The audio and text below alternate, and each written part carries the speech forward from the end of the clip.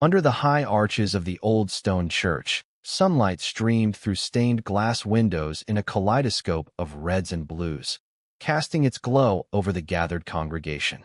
The bell had tolled, and the faithful had come in their best clothes, murmuring prayers as they filed into pews polished smooth by generations. For them, this was not merely routine. It was the sacred rhythm of life, a moment when earth touched heaven. The air smelled faintly of wax and incense, and the sound of hymns floated upward as if to dissolve into the vaulted ceiling. Every detail of the Mass carried weight: the priest's steady movements, the ringing of the altar boy's bell, the gleam of the chalice lifted high. In this place, in this moment, faith was meant to be invulnerable. It was a sanctuary against chaos, a promise of safety and eternal order. No one could imagine that what they trusted most, the ritual itself, would be turned into a death sentence. On this particular Sunday, eyes followed the priest as he raised the chalice, shimmering in the sunlight, the vessel that symbolized salvation and divine love. For centuries, the chalice had represented the blood of Christ, uniting worshippers in a sacred bond. The congregation bowed their heads in reverence, unaware that what rested inside was not salvation, but poison. To drink from the cup was to partake in ritual, yet this time, it meant taking in death. The transition from holiness to horror was invisible, like a shadow creeping slowly across the floor, unseen until it swallowed everything in its path. What had always been pure, unquestionable, and safe was now the very source of devastation. The image of trust shattered silently before anyone even knew what had been done.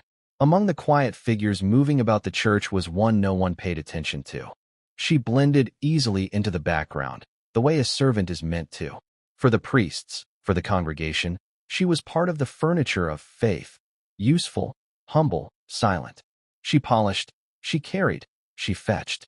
She had eyes lowered, lips sealed, hands quick and obedient. She was there when needed, gone when not, a shadow lingering at the edges of sacred ritual. No one ever thought to question her presence. But inside her mind, intentions dark and unholy were taking root, intentions that turned a vessel of holiness into a chalice of death. While the congregation prayed for salvation, she planned their undoing. The dissonance between the sacred and the profane is what makes this story so unsettling. In places where people expect sin, betrayal, or even danger, the battlefield, the marketplace, the dark alley, one braces for it. But in a church, where a chalice gleams as a symbol of faith and forgiveness, betrayal feels almost impossible. Yet betrayal thrives most where trust is deepest.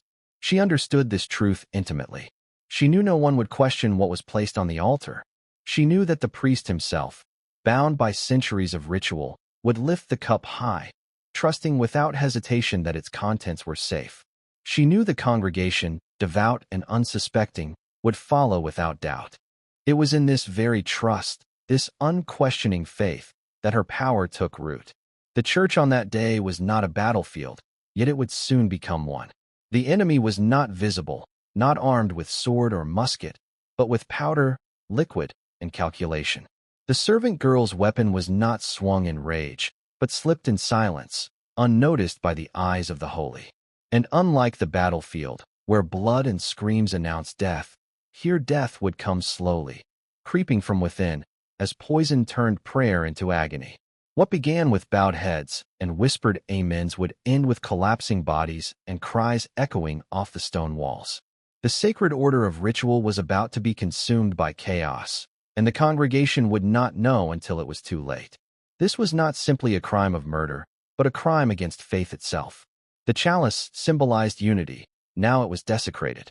The Mass represented continuity and hope. Now it was twisted into an execution. What the faithful expected to be the holiest of mornings became a moment where death and devotion collided in ways no one could have imagined. Every aspect of the ritual, the ringing bell, the murmured Latin, the gleaming chalice, was still present, but their meanings inverted. It was no longer the sound of salvation, but the echo of doom. No longer the vessel of Christ's sacrifice, but a poisoned cup. No longer communion, but contagion. The image of the priest, lifting the chalice high, is the moment that crystallizes this horror. To the congregation, It was the familiar act of blessing, repeated countless times across years and generations. To her, it was a final confirmation that her plan was in motion, that she had turned the ritual upside down. The priest's gesture, so carefully practiced, was unknowingly sealing the fate of those who knelt before him. The hymn, still rising in the air, was a hymn for the dying, though no one knew it yet. What makes this tale linger in the imagination is not just the deaths that would follow, but the moment before, the perfect silence of trust. The congregation looked upon the chalice as always, the priest believed in its sanctity as always, and the servant girl stood quietly, her hands folded, as always. Nothing outwardly betrayed what had been set in motion. And yet, within that ordinary scene, the extraordinary betrayal was already pulsing. It is in this tension, between what everyone believed and what was about to be revealed, that the true darkness of this story lies. In the end, the church that morning became something it was never meant to be, not a sanctuary, but a tomb. The air that once carried prayer and hymns would soon carry the sound of choking, gasping, crying. The floor that once held kneeling worshippers would hold lifeless bodies. The chalice that once symbolized eternal life now bore the weight of sudden death.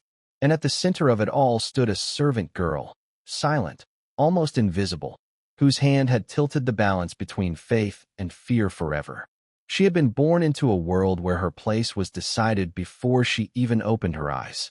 To be born poor, to be born female, and to be born without a name that carried weight meant she was destined to live in the shadows of others. Her hands were meant to serve, her eyes meant to lower, her voice meant to remain unheard. From childhood, she was taught obedience, the kind of obedience that bends the spine and erases the will. The family she worked for spoke of God's grace, of charity, of Christian duty, yet to her they offered little beyond scraps of bread and a bed in the corner of a cold room. She was the silent machine that made their lives run smoothly, but to them, she was invisible. She polished their chalices, scrubbed their floors, folded their linens, and in return she was given survival, nothing more. And yet within invisibility there is a strange freedom. When no one sees you, you can move without being noticed. You can listen when people assume you cannot hear. You can learn about their weaknesses, their sins, their hypocrisy. She moved quietly in kitchens and vestries, overhearing whispered confessions, seeing priests in their human frailty. Behind the curtain of holiness, she glimpsed pride, greed, and indulgence. To her, the men who spoke of purity and piety were not angels, but flesh and blood creatures who consumed and commanded, never once considering the toll their power took on those beneath them. With every slight, every dismissal, every hungry night she endured while others feasted, something hardened inside her. Her life was marked by endless labor. At dawn, she carried buckets of water that froze her fingers in winter. At noon, she bent over scrub brushes until her knees burned.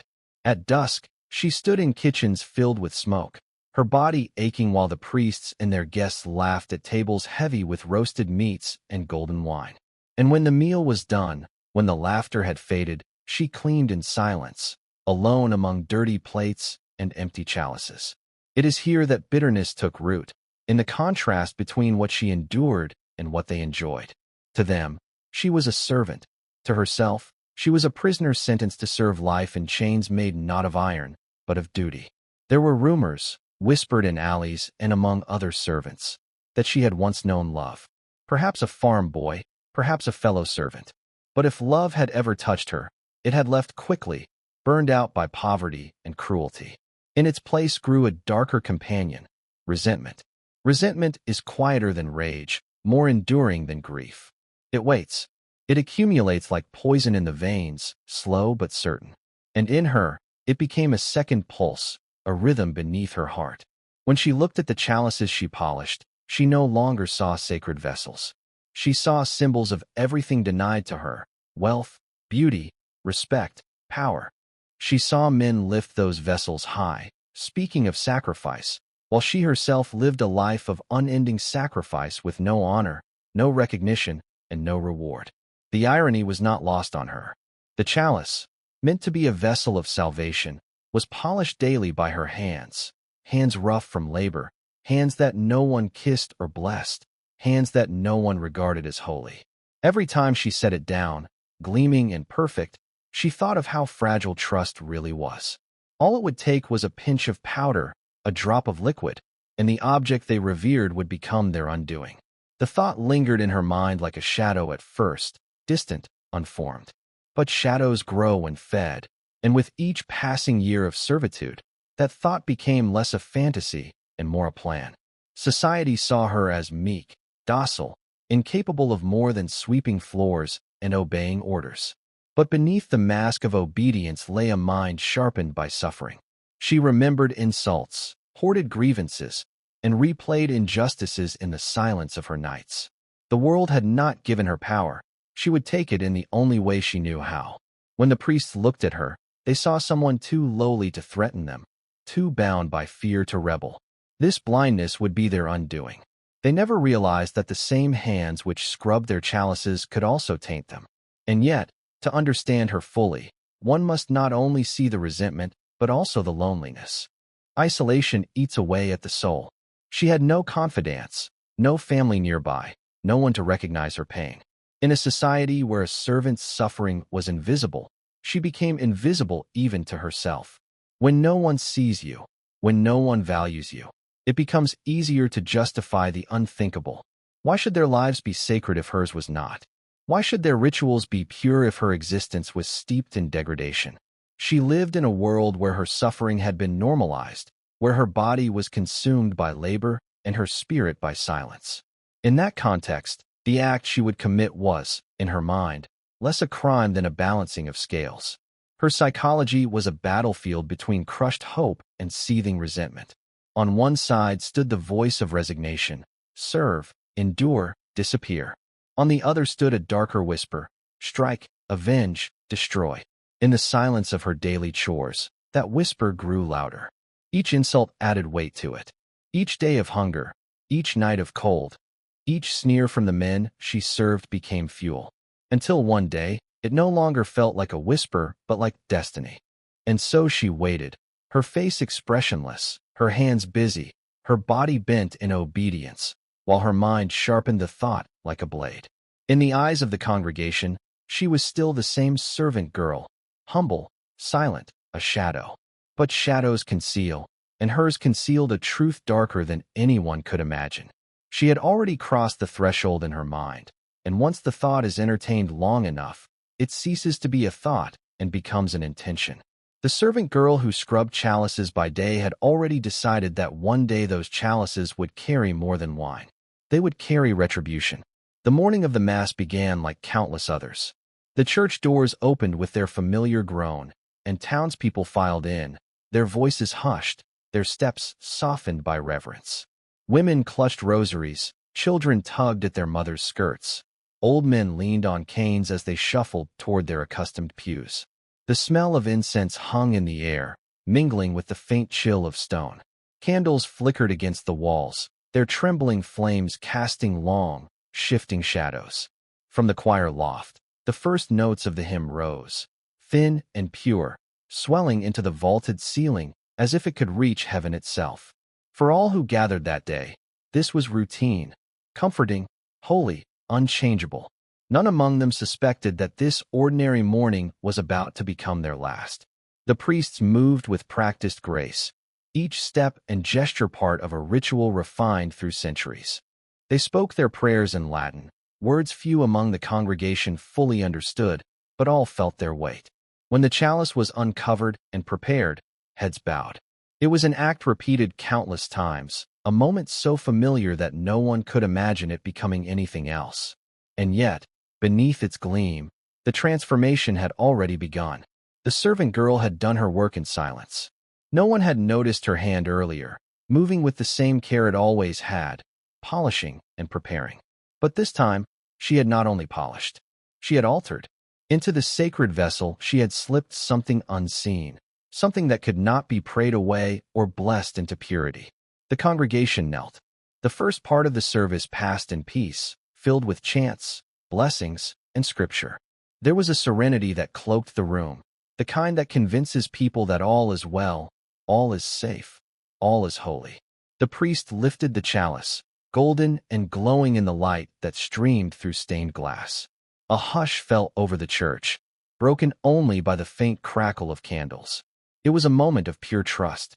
Every eye followed the chalice, every soul reaching upward with it. And then, as the cup touched the priest's lips, the true story of the morning began. At first, there was no sign. The ritual continued. The cup passed. The faithful rose to receive communion, moving with reverence, their mouths opening to accept the symbol of eternal life. To drink from the chalice was to unite with Christ, to affirm faith, to promise salvation. But beneath the surface, the poison had already begun its silent work. Minutes later, the first signs appeared.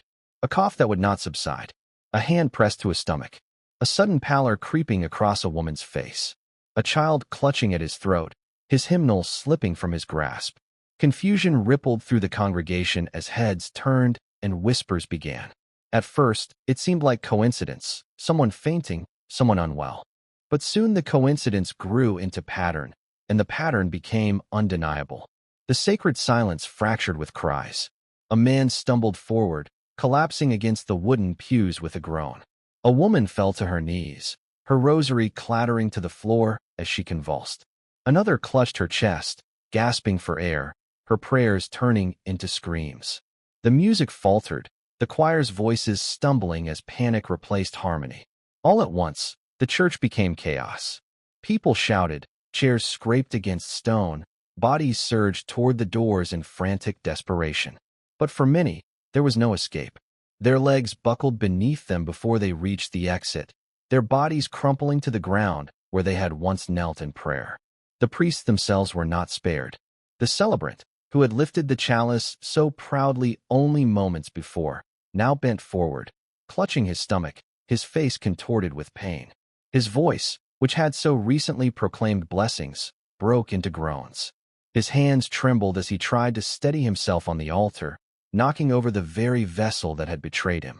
The chalice rolled across the stone, spilling its contents onto the floor where it spread like a dark stain, mingling with candle wax and drops of blood from those who had fallen. The servant girl was there among them, quiet, still, her face unreadable. While others screamed, she did not. While others rushed to aid the fallen, she did not move. Her stillness was unsettling, a calm center in the storm of panic. Perhaps some glanced at her in passing, but in that moment of horror, no one considered her more than a witness. She was, as always, invisible, and yet, it was her hand that had turned the chalice into a weapon, her will that had converted prayer into poison. The church itself seemed to resist the chaos. The walls, so used to echoing hymns, now threw back screams with an almost mocking clarity. The altar, built as a symbol of sacrifice and hope, was now spattered with vomit, sweat, and the contorted bodies of the dying. Parents clutched children, only to watch them convulse in their arms. Elders collapsed where they had once knelt in devotion. The sacred air of incense was overwhelmed by the acrid stench of sickness and fear. The Holy Mass had become a mass grave in the making. The collapse of order was as swift as it was complete. Some prayed louder, begging for mercy as they coughed and heaved. Others cursed, shouting in disbelief that God could allow such a desecration. The line between faith and despair dissolved as the poison claimed its victims. For those who survived the first waves, the terror was not only in their own bodies, but in watching their neighbors fall. Each cough, each gasp, each convulsion was a reminder that they too might be next. No one could tell who had been spared and who had only moments left. The trust that had bound the congregation together was shattered, replaced by suspicion and fear. When the doors finally burst open and survivors stumbled into the daylight, the church stood behind them not as a place of refuge, but as a tomb. Inside, bodies lay across pews and aisles, twisted in agony, their faces frozen in shock. The chalice, once gleaming, lay abandoned on the floor, its sanctity forever broken. The survivors would carry with them not only grief but the knowledge that the betrayal had come from within, from the very heart of their faith. The story of that Mass was whispered for years, each retelling growing darker, each detail more haunting. Parents warned their children of the day the chalice turned deadly, when the faithful fell at the altar like lambs led to slaughter. For the servant girl, The silence after the chaos was her triumph. She had turned Sunday into a day of death, a holy ritual into a curse. The Mass that should have promised eternal life had instead delivered sudden death, and the memory of that morning would never leave those who survived. The church still smelled of incense days later, but now the scent was mingled with something darker: decay, fear, and the iron tang of sickness. The pews were stained, the chalice confiscated, the altar stripped bare. It no longer resembled a sanctuary, it resembled a crime scene. And though the language of crime had not yet evolved into modern police vocabulary, the people of the town knew what they had witnessed was not natural. Whispers of divine wrath rose quickly at first. Perhaps God himself had struck the community down for hidden sins. Perhaps the congregation had been punished for hypocrisy or pride. Mothers clutched their children tighter, priests muttered prayers of protection, and rumors filled the air thicker than incense. But divine wrath was not enough of an explanation. Soon, eyes turned to more earthly culprits. The local magistrates were summoned, stern-faced men accustomed to petty thefts and drunken brawls, not mass death in a church. They moved slowly, as though the sanctity of the place made them hesitant to tread. But the bodies lying cold on the stone could not be ignored, nor the survivors who retched and shivered long after the poison left their throats. Testimonies were gathered, voices trembling as they recounted the sudden sickness, the convulsions, the chaos. Some swore they had seen black shadows move across the church. Others spoke of the chalice glinting unnaturally in the light. In times of fear, imagination flourishes, and soon the theories expanded: witchcraft, curses, or even the devil himself walking unseen among them. Yet superstition alone could not suffice. Questions sharpened into suspicions. How had poison entered the holiest of vessels? Who could have had access to the chalice before Mass began? The priests were questioned first, their dignity eroded by the indignity of being treated as suspects. They swore by their sacred vows, their trembling voices desperate to prove innocence. Their authority, once unassailable, now cracked under the weight of suspicion. Servants were questioned next, their answers sifted carefully, their gestures scrutinized. Among them was the servant girl, who spoke little, her eyes lowered as always. She answered with humility, her voice steady, almost too steady. She claimed ignorance, claimed obedience, claimed she had done nothing more than her usual duties. To the investigators, her quietness was unremarkable. To those who looked closer, it was eerie. The townspeople, however, were less willing to dismiss her. Whispers began to spread. She was always near the chalice. She polished it. She prepared it. She had access no one else did. Old grievances resurfaced, too. Some recalled her sharp glances when she thought no one noticed. Others muttered that she had been wronged too many times, that she carried grudges silently.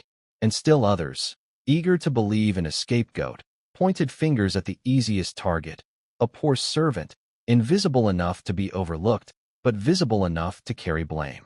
Fear seeks simple answers, and in her they found one. Evidence emerged, slow but steady, like drops of water filling a cup.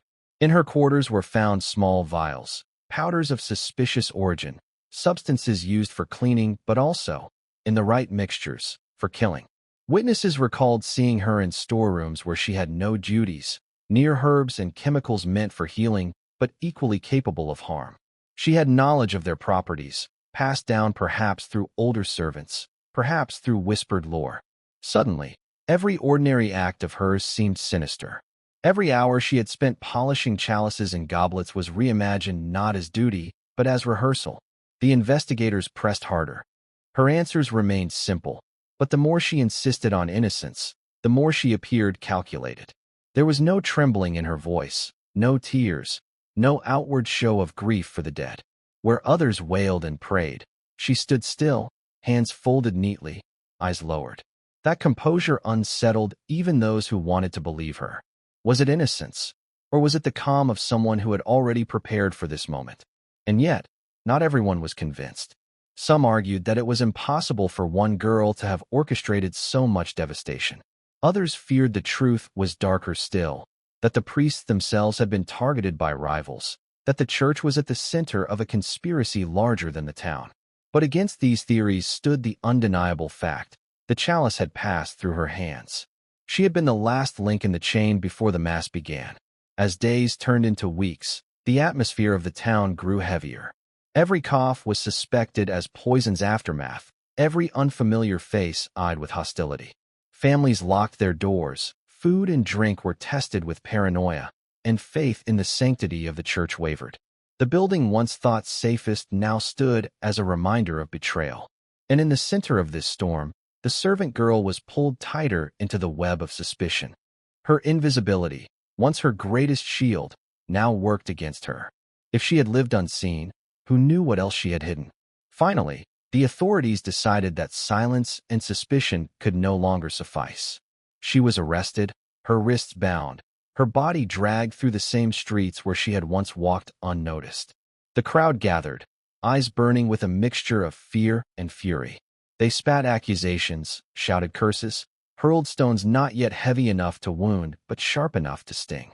To them, she was no longer just a servant girl.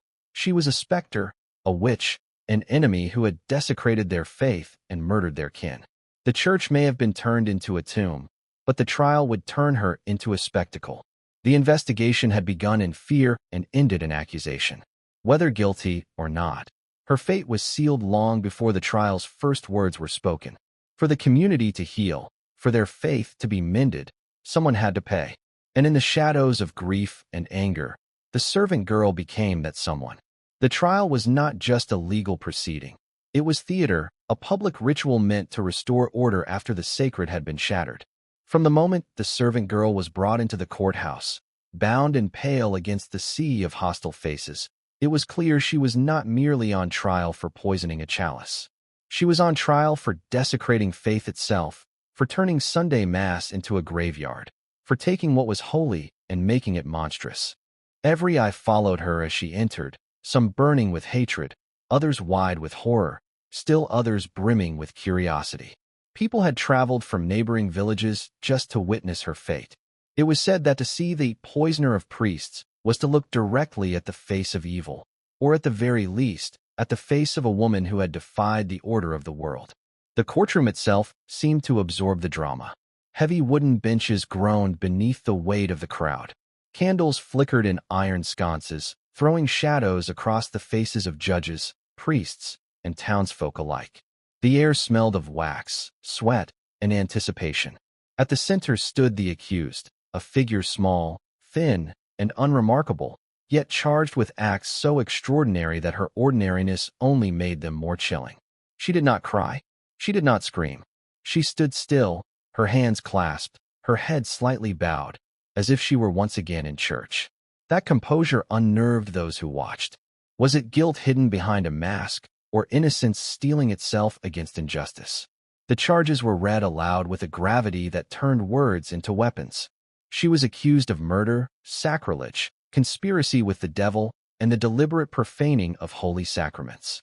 The language was fiery, each accusation building upon the last, until her deeds were painted as not merely criminal but apocalyptic. The prosecutor, robed and stern, painted her as a serpent slithering into Eden, a wolf in servant's clothing, a vessel of Satan sent to test the faithful. He recounted the horror of that Sunday morning in vivid detail. The chalice lifted in prayer, the sudden collapse of the congregation, the priest's agonized groans, the screams of children and mothers alike. His voice rose until it shook the rafters, and the audience murmured, nodding, crossing themselves. In their eyes, he had summoned the scene once more, placing the servant girl at its center like a conductor of death. Witnesses were called, one after another. A mother who had lost her son described how his small body convulsed in her arms after sipping from the chalice.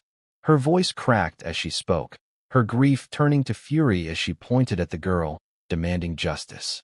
A priest, his hands still trembling from the poison's lingering effects, swore that the chalice had been in her hands before Mass, and that no one else had touched it after.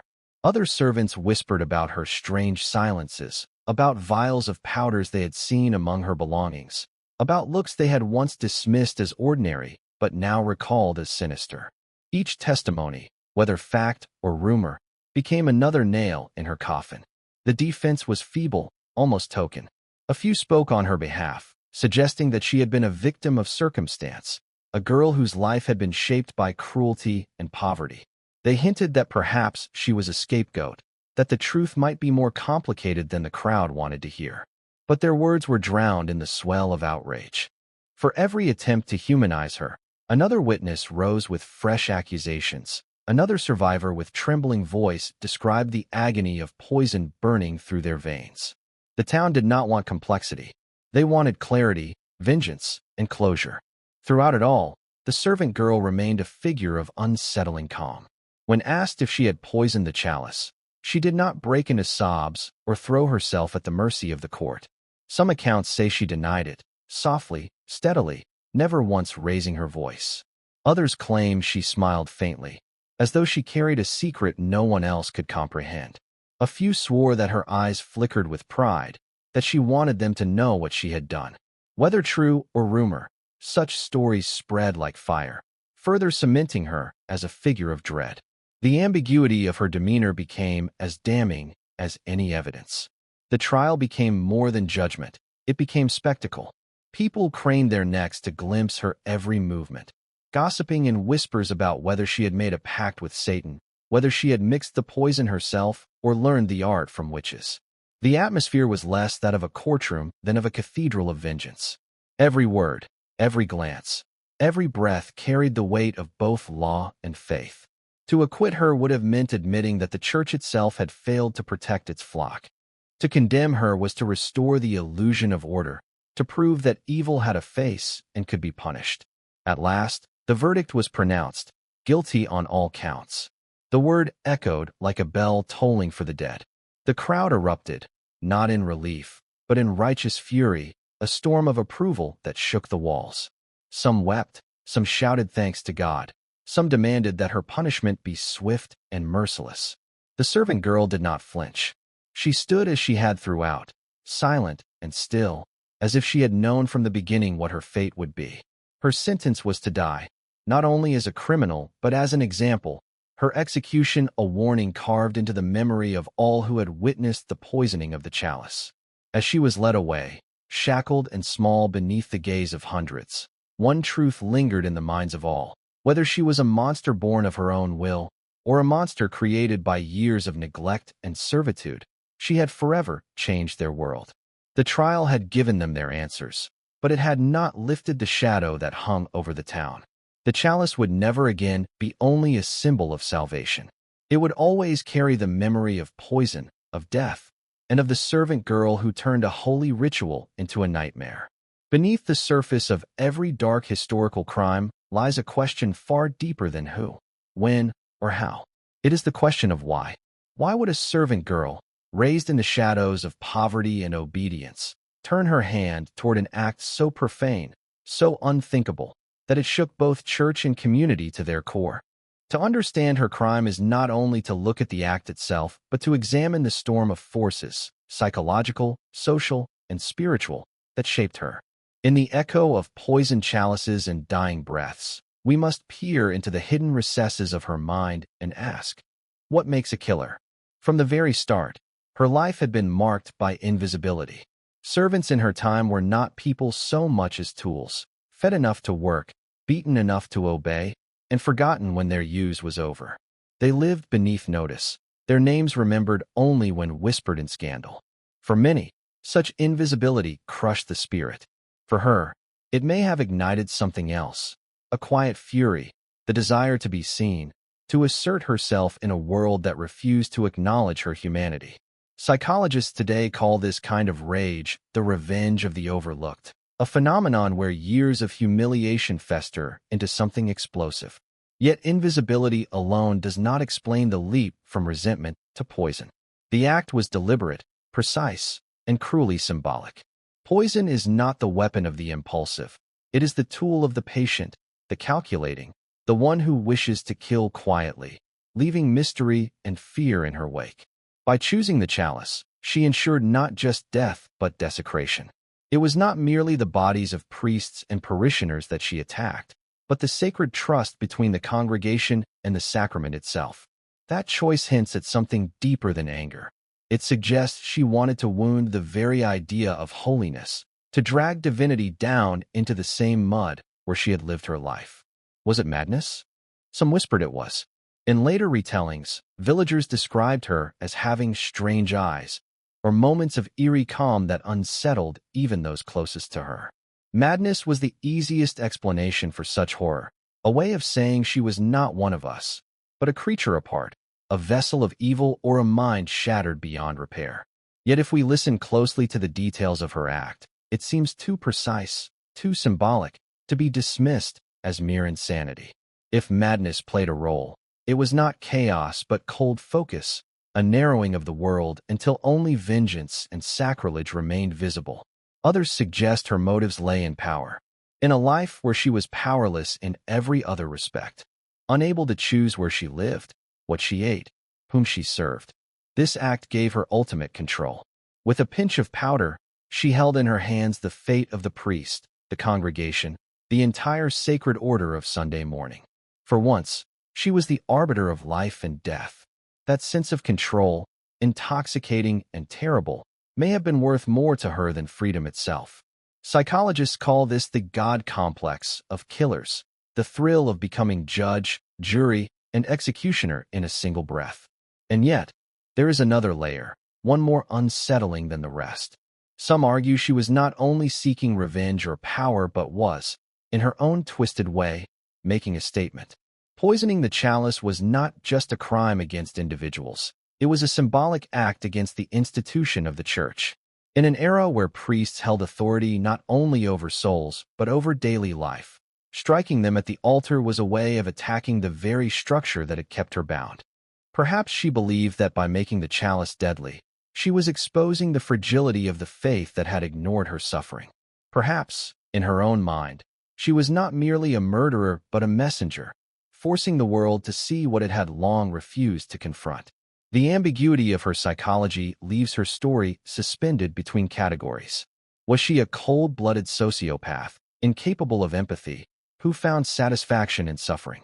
Was she a broken woman, driven to madness by years of neglect and abuse? Or was she, disturbingly, both at once, a victim and a monster, her pain transformed into cruelty too vast for the world to bear? This tension is what has kept her story alive for centuries. She is not easily explained, not neatly filed away in history's ledger of villains. She defies the simplicity of guilt or innocence, sanity or insanity, good or evil. She is, instead, a reminder of how thin the line between humanity and monstrosity can be. Modern criminologists often say that killers reflect the societies that produce them. If that is true, then the servant girl was not just an individual criminal, but a mirror of her world's failings. A world that denied her dignity, that kept her voiceless, that demanded her obedience without question, may have created the very conditions for her rebellion. In this sense, the poison in the chalice was more than her act alone. It was the distilled bitterness of every slight, every injustice, every moment when she was treated as less than human. The congregation drank not only poison but the consequence of a society that had allowed such fury to take root in silence. Yet to humanize her too much is to risk forgetting the horror she inflicted. The faces of the dead and the gasps of the dying remind us that psychology cannot excuse cruelty. Whatever her motives, whatever her suffering, she chose a path that led to devastation. She took trust and shattered it, took faith and defiled it, took life and extinguished it.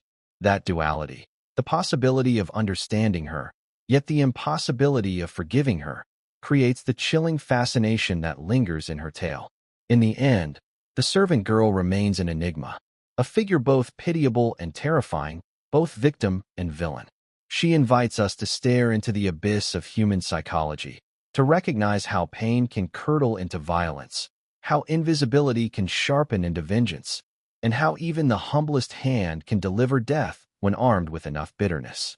Hers is the story of a girl who poisoned not only chalices but also memory, leaving behind a psychological riddle that centuries cannot solve. History often forgets the ordinary, but it never forgets the extraordinary, especially when the extraordinary is drenched in blood and blasphemy.